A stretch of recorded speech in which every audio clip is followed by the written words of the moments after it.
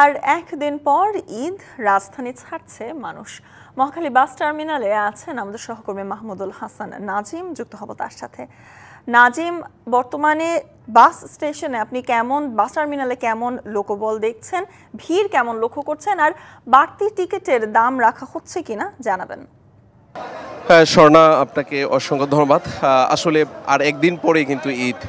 এর মধ্যে যারা বাড়িতে যেতে পারেনি তারা কিন্তু ঠিক আজকে সাপ্তাহিক ছুটি থাকার পরেও বিকেলের পর থেকে সন্ধ্যা গড়িয়ে যখন এখন রাত ঠিক 11টা বাজে, তখনই কিন্তু মহাখালী বাস টার্মিনালগুলোতে ছিল সাধারণ মানুষ দেশের বিভিন্ন গন্তব্যে যাওয়ার জন্য তাদের উপচে পড়া ভিড়। আমি যদি একটু ডিবিসি নিউজের ক্যামেরার মাধ্যমে দেখাতে চাচ্ছি, পুরো বাস টার্মিনালটি কিন্তু আসলে কোনো তিল ধারণের ঠাঁই নেই।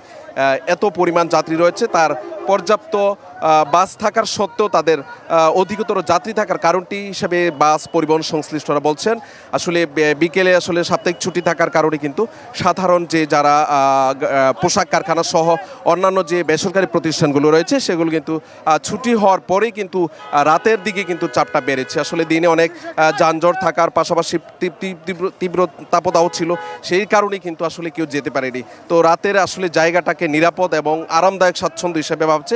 আর আপনি আরেকটি প্রশ্ন করেছিলেন, সেটি হচ্ছে আসলে অতিরিক্ত ভাড়া নেওয়া হচ্ছে কিনা। আসলে অতিরিক্ত ভাড়া তো নেওয়া হচ্ছে, যখন দিনের বেলা আমরা দেখেছি বিআরটি এর কর্মকর্তারা কিন্তু এখানে অভিযান চালিয়েছে। অভিযান চালানোর পরও কিন্তু এখনও কিন্তু অতিরিক্ত ভাড়া নেওয়ার যে অভিযোগটি 200 থেকে 300 আবার 500 প্রকার ভেদে বিভিন্ন স্থান ভেদে কিন্তু তারা এই অতিরিক্ত ভাড়াগুলো নেওয়া হচ্ছে। এখানকার যে পরিবহন সংশ্লিষ্ট তারা বলছেন হয়তো যেহেতু আর কালকের বাদের পরদিন ঈদ, তো আরও কিন্তু আজকে থেকে কালকের পর্যন্ত যাত্রীদের চাপটা একটু বেশি থাকতে পারে। তো সব মিলিয়ে যদি আমি মহাখালী বাস টার্মিনালের বাসযাত্রার যে সাধারণ মানুষ তারা আপনজনদের সাথে ঈদ আনন্দ উপভোগ করতে তারা আজ রাতেই কিন্তু ছেড়ে যাচ্ছেন। তো আসলে এখানে পর্যাপ্ত গাড়ি সংকটের কথা বলছেন, পাশাপাশি এখানে কিন্তু সাধারণ জনগণের উপচে পড়া ভিড় রয়েছে। কিন্তু স্বর্ণা, এ ছিল আমার কাছে মহাখালী বাস টার্মিনাল থেকে সর্বশেষ অবস্থা। সহকর্মী নাজিম যুক্ত ছিলেন আমাদের সাথে এবং তিনি জানাচ্ছিলেন পথে বাড়তি ভাড়ার অভিযোগ এখনো রয়েছে তা নিয়ে।